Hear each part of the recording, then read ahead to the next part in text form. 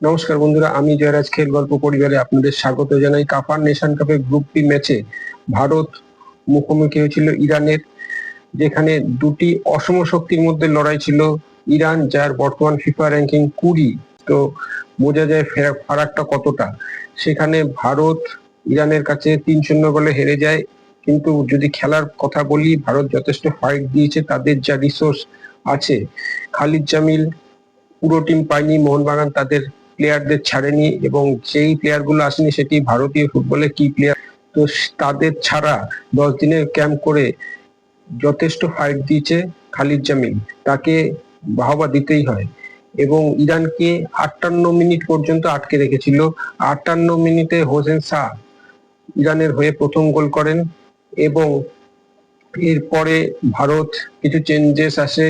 দ্বিতীয় হাফে ভারত চেষ্টা করে গোলটি শোধ করার, এবং কোনো কোনো ক্ষেত্রে ইরানের বক্সের কাছেও ভারত পৌঁছে যায়, কিন্তু ফিনিশারের অভাবে ভারত সেটা ফিনিশ করতে পারছিল না, এবং তাদের সাথে দৈহিকভাবে বা ফিজিক্যালেও তাদের সাথে পেরে উঠছিল না। এরই ফলস্বরূপ ইরান তাদের সেকেন্ড গোল 89 মিনিটে পেয়ে যায়। ইরানের হয়ে আলিপুর তাদের সেকেন্ড গোল করে, এবং ইরানের স্টার প্লেয়ার থারেমি সে খেলার শেষে এক্সট্রা টাইমে তাদের তৃতীয় গোল করে ইরানকে 3-0 গোলে ম্যাচটি জিততে সাহায্য করে।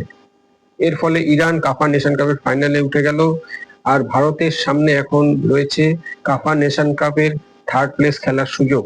কারণ ভারত যদি তাদের যে আগামী ম্যাচটি আছে আফগানিস্তানের সাথে, তাতে যদি আফগানিস্তানকে হারিয়ে দেয় তাহলে তো অবশ্যই থার্ড প্লেস খেলছে, অথবা যদি ড্র করে তাহলে তাকিয়ে থাকতে হবে তাজিকিস্তানের দিকে। তাজিকিস্তান যদি ইরানকে হারিয়ে দেয়, যেটি অসম্ভবই বলা যায়, সেক্ষেত্রে তাজিকিস্তান থার্ড প্লেস ম্যাচ খেলবে।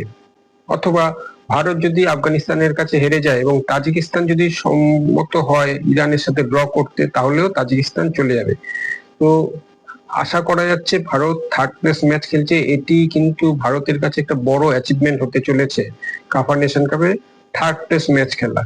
আরেকটি স্যাড নিউজ হলো সন্দেশ জিঙ্গান, যিনি ভালো খেলছিলেন, ইরান ম্যাচে প্রথম হাফে তিনি চোট পান, তার চোয়াল ভেঙে যায়, যার ফলে তাকে দেশে ফিরে আসতে হয়েছে, এবং তার রিকভারির জন্য মোটামুটি 6 থেকে 1 বছর সময় লাগবে। তো এটি এটি স্যাড নিউজ ভারতের ফুটবলের ক্ষেত্রে। একটি ভালো প্লেয়ারকে আমরা কিছুদিনের জন্য পাবো না, এবং আইএসএলও তিনি খেলতে পারবেন না। ফুটবল প্রেমীরা আশা রাখবো ভারত ভালো ফল করবে এবং কাফা ন্যাশনাল কাপের থার্ড প্লেস ম্যাচ জিতবে। তো বন্ধুরা, আজ এখানেই শেষ করছি। দেখা হচ্ছে পরের ভিডিও। আপনারা ভালো থাকবেন, সুস্থ থাকবেন, সঙ্গে থাকবেন, আর আমার ভিডিওটিকে অবশ্যই শেয়ার করবেন। টাটা।